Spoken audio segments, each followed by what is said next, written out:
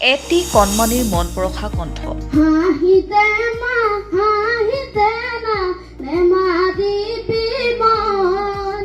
ধুমুহাৰ গতিত ভাইৰেল এই কণ্ঠ। সামাজিক মাধ্যমত ভাইৰেল হৈ পৰিছে কণমানিটিৰ গীত।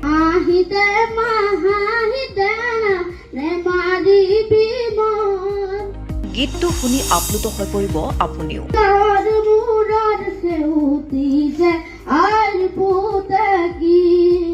এটি কণমানিৰ কণ্ঠত তৰুণ তন্ময়ৰ মা গীত। ইমান সৰু কথাতে মোক কিয় কৰছ? এয়া এখন চৰকাৰী বিদ্যালয়ৰ প্ৰতিভাৰ চানেকি। ইমান সৰু কথাতে মোক কিয় কৰছ? যোৰহাট জিলাৰ দহোটীয়া উচ্চতৰ মাধ্যমিক বিদ্যালয়ৰ এটি কণমানি শিক্ষাৰ্থীৰ প্ৰতিভাৰ যাদু। তোকে তুলি ফুৰিবলৈ গাড়ী এখন ল'ম। গুণোৎসৱৰ প্ৰাতঃসভাত শচীন দাস নামৰ শিক্ষাৰ্থীগৰাকীৰ মায়াহনা কণ্ঠই মোহিত কৰিছে সকলোকে। তোকে দেখাই জাননে বা তোৰেহে গুণ গাব।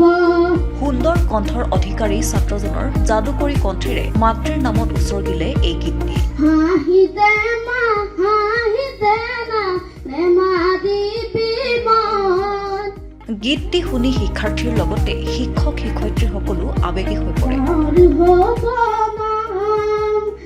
আমাৰ দৰে দুখীয়াৰে বেমাৰ হ'লে চাম। সামাজিক মাধ্যমত শ্বেয়াৰ কৰি মুখ্যমন্ত্ৰী হিমন্ত বিশ্ব শৰ্মাৰ লগতে মন্ত্ৰী পীযুষ হাজৰিকায়ো প্ৰশংসাৰে উপচাই পেলালে শিশুটিক। দেউতা দৰে নিদু কাকো অকালত মৰিব। সেৱা কৰিম নালাগে ধন আশীৰ্বাদী যাব। মুখ্যমন্ত্ৰীগৰাকীয়ে এক পোষ্টযোগে কৈছে, ভৱিষ্যত অসমৰ নাগৰিক এই কণমানিসকলৰ বাবে আমি নিৰন্তৰে কাম কৰি আছো আৰু কাম কৰি যাবলৈ সংকল্পবদ্ধ। কণমানিটোলৈ মৰম আৰু শুভেচ্ছা দিলো। News desk report খবৰ.com।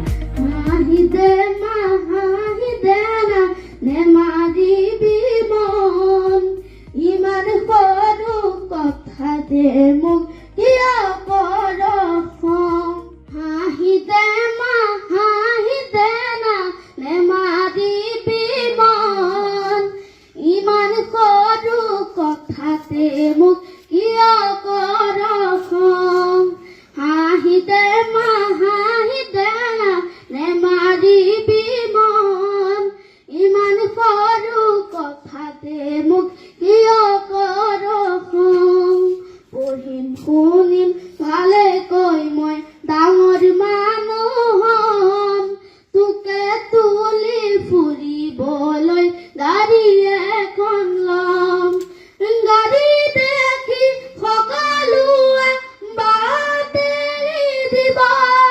তোকে দেখাই জাননে বা তোৰেহে গুণ গাব। ঘৰে ঘৰে কাম কৰি ফুৰিছিলে দি। গাঁৱৰ মূৰৰ সেউতি যে আইৰ পুতে কি। হওঁ যদি ডাক্তৰ মই গাঁৱৰ হ'ব নাম। আমাৰ দৰে দুখীয়াৰে বেমাৰ হ'লে চাম। দেউতা দৰে নিদু কাকো অকালত মৰিব। সেৱা কৰিম নালাগে ধন আশীৰ্বাদী যাব। ভাগৰিলে জিৰাবলে আছে তোৰ আচল।